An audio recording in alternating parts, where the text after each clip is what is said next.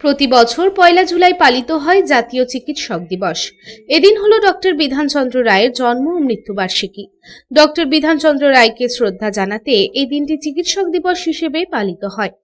তাই জাতীয় চিকিৎসক দিবস উপলক্ষে কুলটি বিধানসভা কেন্দ্রের বিজেপি বিধায়ক তথা রাজ্যের প্রতিমন্ত্রী ডক্টর অজয় কুমার পোদ্দার একটি বিনামূল্যে স্বাস্থ্য পরীক্ষা শিবিরের আয়োজন করেন।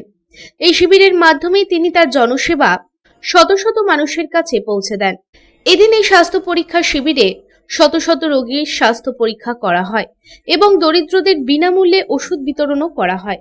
বিভিন্ন রোগে আক্রান্ত মানুষেরা চিকিৎসার পরামর্শ নিতে এবং বিনামূল্যে চিকিৎসা পেয়ে এই শিবিরে এসেছিলেন। ডক্টর অজয় কুমার পোদ্দার দীর্ঘদিন ধরে কুলটি বিধানসভা কেন্দ্রে দরিদ্র ও অসহায় মানুষদের বিনামূল্যে চিকিৎসা পরিষেবা দিয়ে আসছেন। একজন চিকিৎসক হিসেবে তিনি চিকিৎসাকে শুধু একটি পেশা নয়, বরং সমাজসেবার একটি মাধ্যমে পরিণত করেছেন। এই কারণেই এলাকার মানুষ তাকে শুধু একজন জনপ্রতিনিধি হিসেবেই নয়, একজন সংবেদনশীল চিকিৎসক ও সমাজকর্মী হিসেবেও চেনে। এদিন স্বাস্থ্য শিবির চলাকালীন সাধারণ স্বাস্থ্য পরীক্ষার পাশাপাশি রোগীদের প্রয়োজনীয় পরামর্শ ও বিনামূল্যে ওষুধ দেওয়া হয়। বিপুল সংখ্যক মানুষ এই উদ্যোগের প্রশংসা করেন এবং বলেন, এই ধরনের শিবিরগুলি অর্থনৈতিকভাবে পিছিয়ে পড়া পরিবারগুলির জন্য অত্যন্ত উপকারী। এদিন স্বাস্থ্য পরীক্ষা করতে আসা এক ব্যক্তি কি জানাচ্ছেন আসুন শুনে নিই। আমরা 20-এর উপরে। আচ্ছা, ইনি যেভাবে আমাদেরকে সে পরিষেবা দেয়, আমার তো মনে হয় বর্তমান যুগে কেউ এরকম সেবা দেবে না।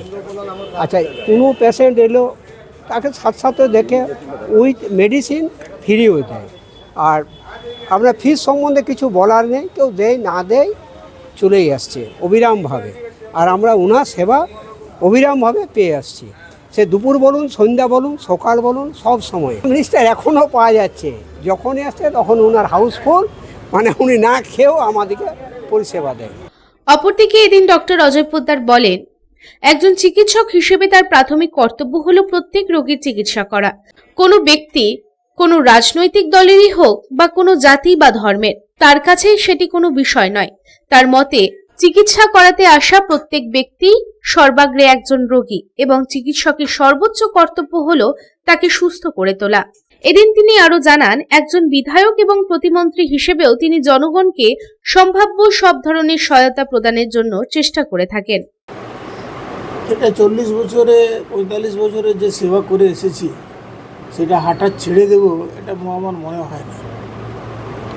আমাদের প্রথম মুখ্যমন্ত্রী ডক্টর বিধানচন্দ্র রায়, ওনার থেকে বেশি চাপ তো নয়, উনি তো কোনো দিন ছাড়েননি।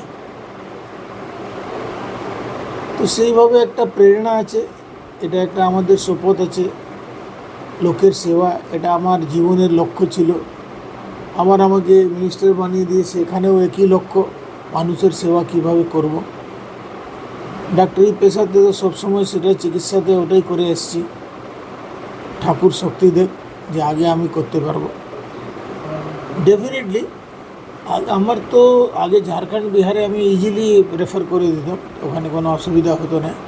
এখন পশ্চিমবাংলায় সেরকম অবস্থা, ভালোই অবস্থা আছে, আমরা রেফার করতে পারছি। চিফ মিনিস্টার ফান্ড থেকে আমরা ওদেরকে ব্যবস্থা করে দিতে পারছি।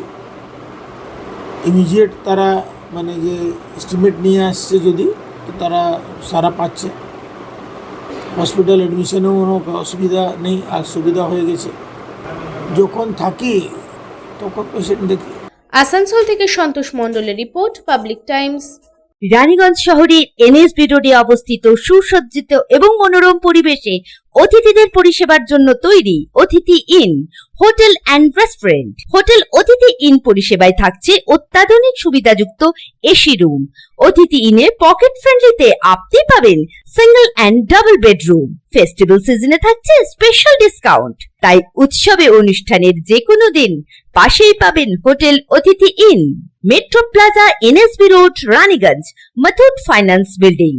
যোগাযোগ করুন এই নাম্বারে 7872933666 এবং 9434133666।